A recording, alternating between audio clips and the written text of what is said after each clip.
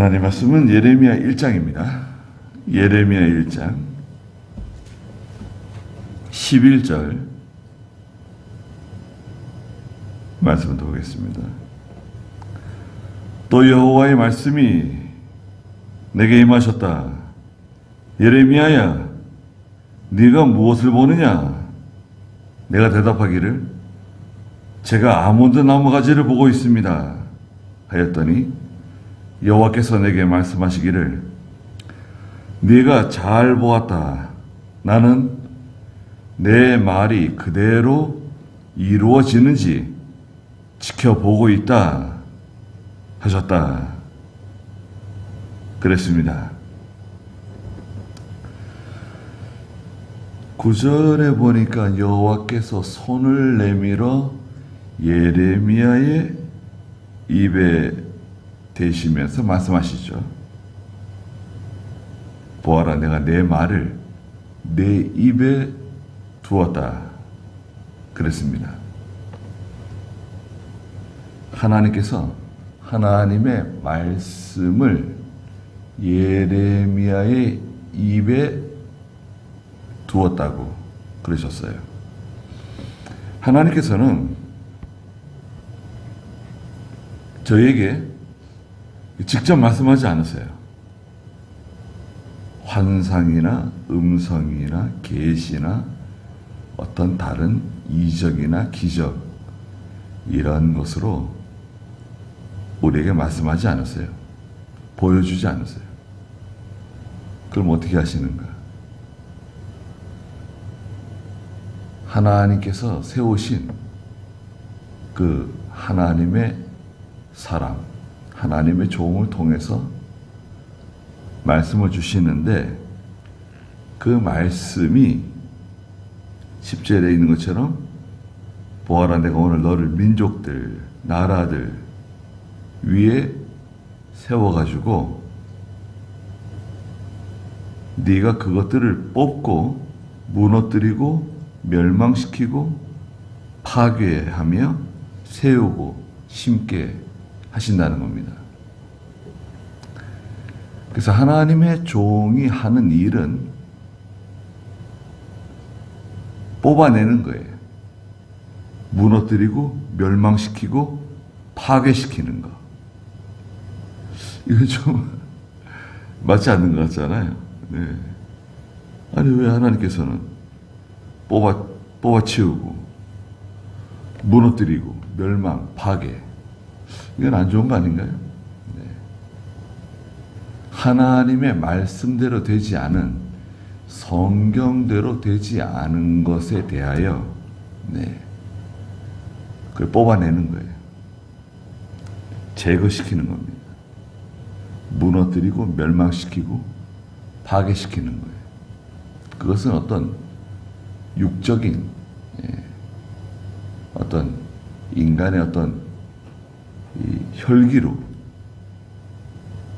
하는 게 아니라 영적 전쟁이에요. 영적 전쟁. 하나님의 말씀대로 되지 않은 것에 대하여 하나님의 말씀으로 책망하고 그것에 대하여 심판을 경고하고 나가는 겁니다. 그리고 하나님 말씀대로 되어진 것은 적극적으로 또 세워나가는 거예요. 또 하나님의 말씀을 전해서 심는 거예요. 가르치고. 가르치는 거 무섭습니다. 그 말씀 하나가 그 사람 속에 떨어지면 반드시 열매를 맺게 돼 있어요. 말씀이 그 사람 속에 그 마음을 밭이라 그랬잖아요. 마음 밭에 떨어지면 이게 열매를 맺게 돼 있어요. 그래서 그 사람이 그 말씀을 깨닫기만 하면 엄청난 일들이 벌어지는 거예요.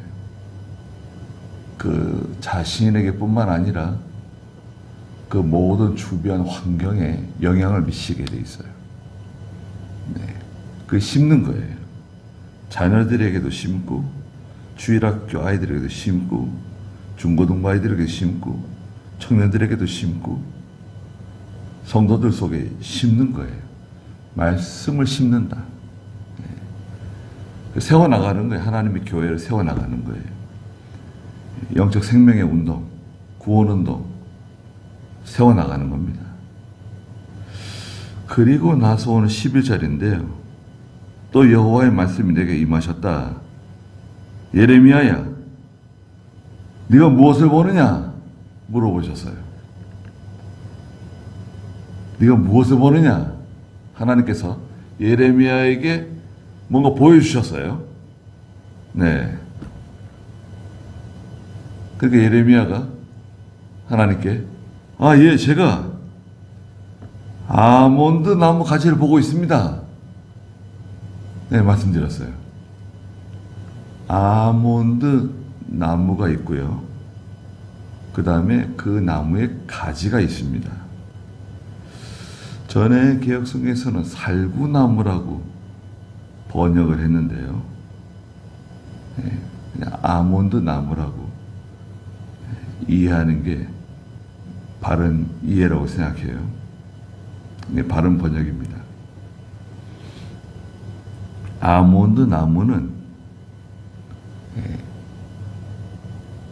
빨리 싹을 틔우는 나무예요. 빨리 열매를 맺는 나무예요. 살구나무? 살구나무도 좀 일찍 열매를 맺죠. 다른 것보다도. 그렇죠. 살구 나오고, 한참 뒤에 복숭아 나오는 것 같아요. 살구가 빨리 익는 것 같아요. 어떻게 이렇게 빨리 익을까요? 또 아몬드 나무. 그 다음에 그 가지. 가지는 생명의 역사를 가르치는데요. 하나님의 말씀은 속히 이루어진다는 것을 알려주고 계세요. 하나님의 말씀이 속히 완성된다. 그 말씀대로 이루어지는데 빨리빨리 이루어진다는 것을 예레미야에게 보여주신 거예요. 네가 무엇을 보느냐? 제가 아몬드 나무의 그 가지를 보고 있습니다. 그랬더니 12절에 여호와께서 예레미야에게 네가 잘 보았다. 제대로 본 거다. 나는 내 말이 그대로 이루어지는지 지켜보고 있다. 고 말씀하셨어요. 내가 한 말이 그대로 이루어지는지 지켜보고 있다. 하나님의 말씀대로 다 이루어진다는 거예요. 하나님의 말씀은 온전한 말씀이라고, 완전한 말씀이라고도 하죠. 반드시 그대로 이루어져요. 하나님이 말씀하신 것은 빠지지 않고 다 이루어져요. 그대로.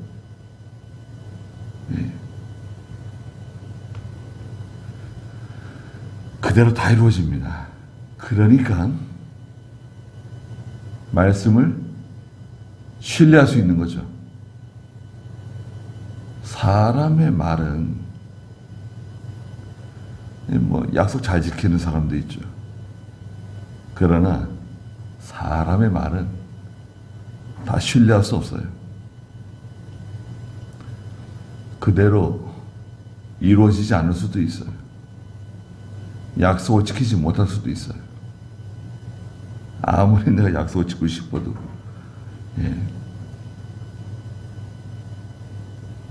약속을 지킬 수 없는 그런 천재지변이 있을 수도 있고, 다 그렇게 지킬 수 없어요. 그러나 하나님은 그대로 다 하십니다. 그러니까 말씀은 그대로 이루어진다고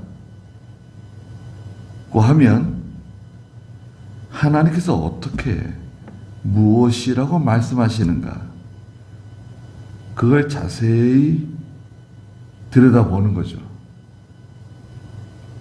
야, 이렇게 말씀하셨구나. 아, 하나님은 예수님께서 이렇게 말씀하셨구나. 예. 그 말씀을 더듬어 가는 거예요. 그 말씀의 그 단어들, 또 그 말씀의 어떤 명사, 동사, 조사, 그 말씀에 여러 가지 뜻이 있잖아요. 그 하나씩 더듬어 가는 거예요. 자세히 읽어보는 거죠. 자세히. 그냥 이렇게 훑어서 읽어볼 수도 있지만 자세히 읽어보는 겁니다. 그리고 나서 13절에 여호와의 말씀이 두 번째 내게 임하셨다. 11절에 여호와의 말씀이 내게 임하셨다. 그리고 두 번째 내게 임하셨는데, 하나님께서 예레미야에게 야, 예레미야야, 네가 무엇을 보느냐? 또 물으셨어요. 그러니까 예레미야가 하나님께 예, 제가 끓는 가마를 보고 있습니다. 펄펄 끓고 있는 그 가마를 보고 있는데, 끓는 가마솥을 보고 있습니다. 그 솥의 면이 북쪽으로부터 기울었습니다. 말씀드렸어요. 북쪽으로부터, 그러니까 북쪽으로부터 남쪽으로 이렇게 솥이 기울었어요. 예. 우리 주방에 있는 국소처럼 말이죠. 이게 솥이 이렇게 북쪽에서 남쪽으로 끓는 가마솥이 기울어지고 있다는 거예요. 그러니까 14절에 여호와께서 내게 말씀하셨다. 재앙이 북쪽으로부터 이 땅의 모든 주민에게 쏟아질 것이다. 말씀하셨어요. 그러니까 끓는 가마솥은 하나님의 심판으로 인해서 오는 환란이에요. 재앙이에요. 14절에도 말씀하신 것처럼 재앙이 북쪽으로부터 이 땅의 모든 주민에게 쏟아진다는 거예요. 끓는 가마솥 끓고 있어요. 부글부글 끓고 있어요. 얼마나 뜨겁습니까? 예. 이것은 하나님의 진노가 심하다는 거죠. 하나님의 진노, 끓는 가마솥과 같은 하나님의 분노,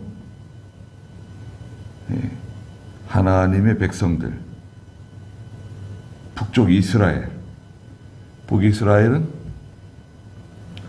주전 721년, 22년에 아시리아로 인해서 멸망했어요. 그 아시리아하고 사이가 좋았습니다. 또 아시리아가 동생처럼, 아주 동생처럼 이렇게 생각하고 아주 서로 친하게 지냈어요. 아시리아하고 아주 붙어가지고요. 예, 잘 지냈습니다. 그 아시리아를 의지했어요. 북이스라엘이. 그런데 그 아시리아가 북이스라엘을, 사마리아를 멸망시켰죠. 그로부터 한 130년, 135년 정도 지난 후에 586년에 주전 남유다가 바빌로니아에 의해서 멸망되죠. 예루살렘이 불타고 솔로몬 성전이 불탑니다. 다 무너져요. 그리고 유다 백성들이 바빌로니아로 포로로 잡혀가죠. 그리고 70년 동안 긴 종살이를 이제 하게 되는 거죠. 자, 북쪽에서부터 끓는 가마가 남쪽으로 서서히 지금 기울어지고 있다. 자, 첫째 뭘 보여주셨죠? 두 가지 환상인데요. 예레미야야, 내가 무엇을 보느냐? 예, 제가 아몬드 나무의 그 가지를 보고 있습니다. 순이 연해지고 이제 싹이 돋아나려 그럽니다. 말하자면 하나님의 말씀은 속히 이루어진다. 두 번째는 뭘 봤죠? 두 번째 환상은 제가 끓는 가마솥을 보고 있는데 북쪽에서부터 이렇게 남쪽으로 기울어지고 있습니다. 점점. 예. 하나님의 진노, 하나님의 심판으로 오는 환난과 재앙이 쏟아지는 거예요. 예, 이게 끓는 가마를 한번 생각해 보세요. 천천히 기울어질 때는 잘 모르죠. 아직 쏟아지지 않으니까. 천천히 계속 기울어지고 있는 거예요. 그런데 이게 그 어떤 시점을 통과하면 이제 쏟아지기 시작합니다. 그때는 정지가 안 돼요. 그때부터는 이게 다 쏟아내는 거예요. 끓는 가마솥에 있는 거. 감당할 수 없어요. 버텨낼 수 없어요. 다 녹아내리는 겁니다. 북쪽으로부터 이 땅의 모든 주민에게 쏟아질 것이다. 그래서 아시리아도 그렇고요. 아시리아는 저 북쪽 유프라테스 강 유역에 자리 잡고 있는 그 아시리아 세력. 요나서에 보면 저 큰 성읍 니느웨로 가서 내가 네게 전해주는 말을 전하라고 그랬잖아요. 요나에게. 그 니느웨 성, 아시리아의 수도 니느웨, 그 유프라테스 강 유역에 있는 거대한 도시, 그리고 바빌로니아, 아시리아를 무너뜨리고 세운 대제국 바빌로니아, 거대하죠. 다 북쪽에 다 북쪽 세력이에요. 북방 세력들이에요. 못된 것들은 다 북쪽에 있습니다. 네. 북쪽에서부터 내려오는 거예요. 하나님 그렇게 원리적으로 그렇게 만들어 놓으신 것 같아요.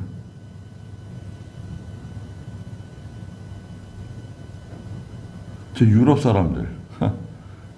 사람들은 러시아가 이제 우크라이나 전쟁 끝나고 나면 유럽을 칠 거라고 확신하고 있어요.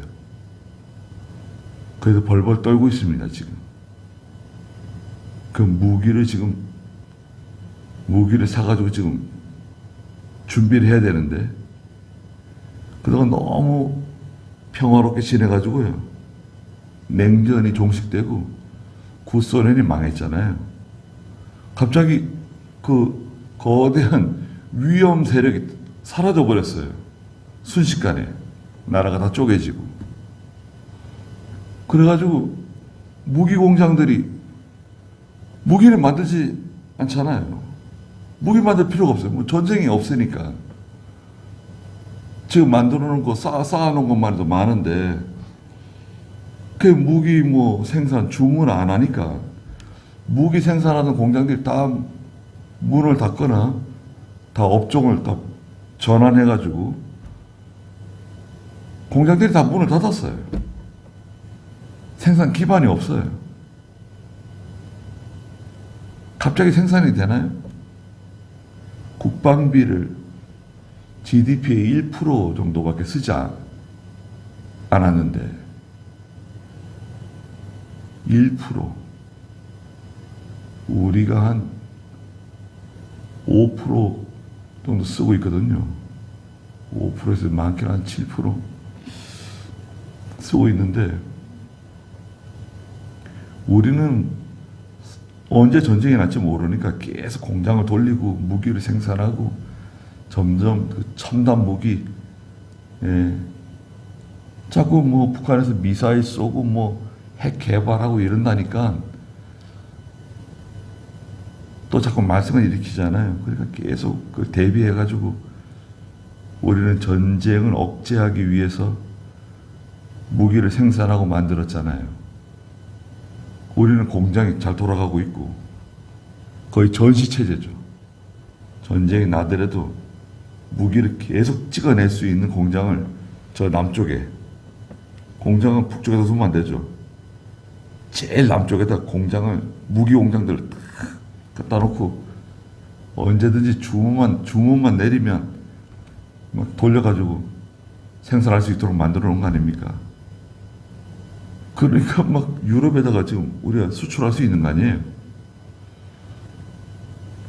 러시아는 전쟁을 할 겁니다.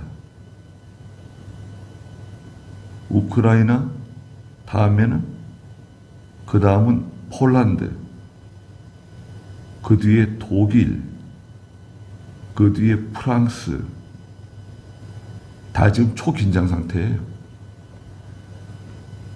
그래서 어쩔 도리가 없이 지금 빨리 무기를 지금 준비를 해야 되거든요. 준비. 몇 년 안 남았어요. 2030년이 되기 전에 러시아는 유럽을 칠 거다. 이렇게 생각하고 있습니다. 폴란드는 어마어마한 돈을 들여가지고 한국 무기로 지금 준비한 거 아니에요? 주문하면 즉시 준비할 수 있는 거. 미국 무기보다 미국 무기와 거의 동급이나 조금 부족해도 가격은 절반 이하고 성능이 너무 좋아요. 그러니까 막 한국 무기 주문하면 바로 갖다 주잖아요. 전투기 사고, 탱크 사고, 자주포 사고, 첨단 무기 막 사고 지금 수십 조를 막 한국에다 갖다 주면서 그리고 조립을 그 폴란드에서 해야 되는데요.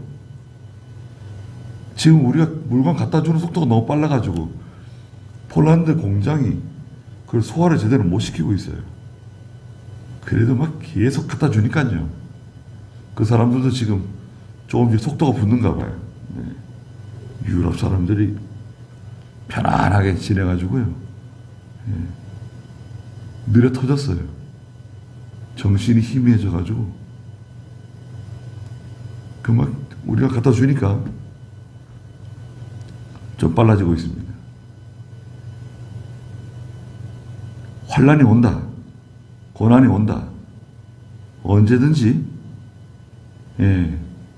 고난이 올 수 있다.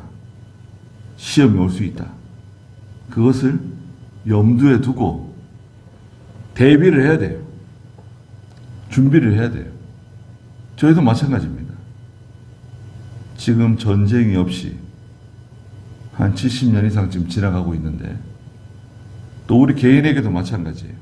항상 조용하고 편안하고 안전하다 이렇게 생각하면 안 돼요. 예. 항상 언제든지 시험이 올 수 있다. 고난이 올 수 있다. 우리 가정에, 또 자녀들에게, 교회에, 또 국가적으로도. 우리 국가적으로 봤을 때 지금 엄청난 시험을 통과하고 있는 겁니다. 이거 지금 잘하지 않으면 위험해질 수 있어요. 지금 국민들이 깨어나야 되는데 잘 모르겠습니다. 하나님께서 불쌍히 여겨주시면 잘 지나갈 수 있을 것 같고, 하나님께서 이참에 우리를 다 고난 가운데 북쪽으로부터 기울어지는 끓는 가마솥처럼 하나님의 심판, 하나님이 주시는 재앙이 우리에게 쏟아질 수도 있습니다. 여호와께서 말씀하셨어요. 14절에 있는 것처럼 재앙이 북쪽으로부터 이 땅의 모든 주민에게 쏟아질 것이다. 예. 시간차는 있죠. 북이스라엘이 721년, 722년에 멸망한 후에 약 135년 정도 후에 남유다가 586년에 이제 멸망하는데요. 그 시차는 있지만 하나님이 보낸 그 재앙, 하나님의 분노가 쏟아졌어요. 그냥 지나가지는 않아요. 하나님의 분노가 어떤 형태로든 간에 임하게 돼 있어요. 그러면 누가 당하는 거죠? 그 백성들이 당하는 거예요, 백성들.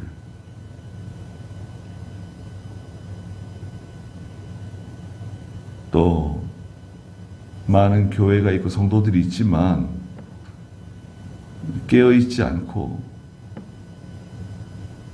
다 졸고 잠들어 있는 하나님의 백성들은 큰 고난이 오면 깜짝 놀라서 다 깨어나거든요. 고난이 왔다고 생각하고 우리 살아야 되는데,